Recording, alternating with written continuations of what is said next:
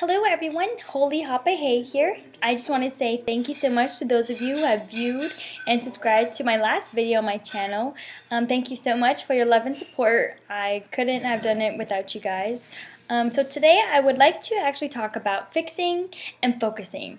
The first verse I would like to present to you today is actually one of my favorites, but let's be real, there's a lot of verses that are my favorites, but one of them is John 3:30, and it goes like this: "You must increase, and I must decrease." Like, oh my goodness, like that verse is so short, but it is so powerful, and we need God to increase in our lives, and us as humans, as human flesh, we need to decrease so that way He can do what He wants to do in our lives.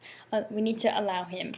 And my next verse is yet again, it's my favorite, one of them at least.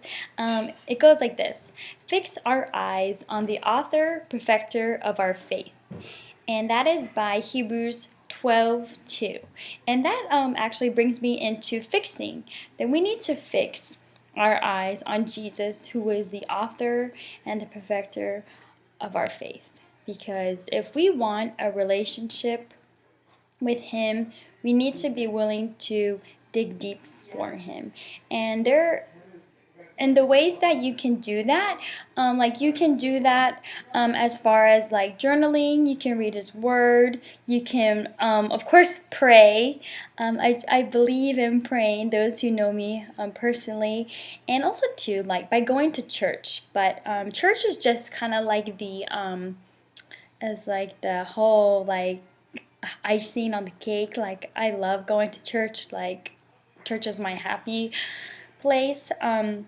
But, let's just be real. I'm a very real person, so I'm gonna be real, okay? So, the people who go to church are not perfect. In fact, the people who go to church know they are not perfect. And only God is perfect. Only He was. And those of you, I know some people feel bad, like, oh, I don't want to go to church, I did this, I did that, I'm not worthy to go to church, I shouldn't be there. Like, that is not true, because God calls you by your name and not by your shame. So the next time you want to go to church or someone invites you to church, think about that God calls you by your name, and He's waiting for you to walk through those doors. He's ready to show His love to you. My next point is that we need Jesus. We need Jesus. We need Him every day. We need Him every hour. We need Him every second. We need Him on the good days. We need Him on the bad days. And we just need Him.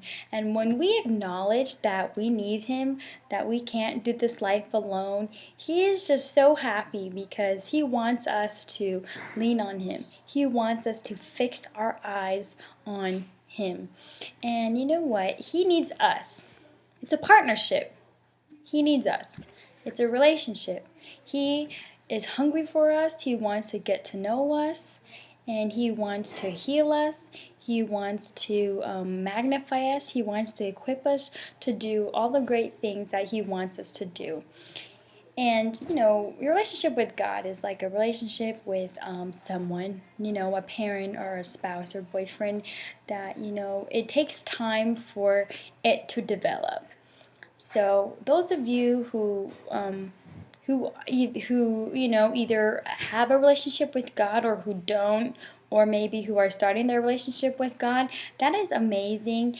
And I just want people to know that everyone is on a different level. Everyone is on a different level with their relationship with God, because no one's higher, no one's lower. Like, we're all individually persons, and where we are in our walk with God, exactly where God wants us to be at that very moment. And honestly, my relationship with God, I've had to, where I am today with my relationship with God, I've had to work for it. Like, I had to read His Word every day. I had to surrender. I had to obey. And I can say that it's the most, like, my relationship with God is like the most rewarding thing ever, just to have Him by my side and to have Him just lead me and guide me through all of my days. My next point goes on to focusing on what matters.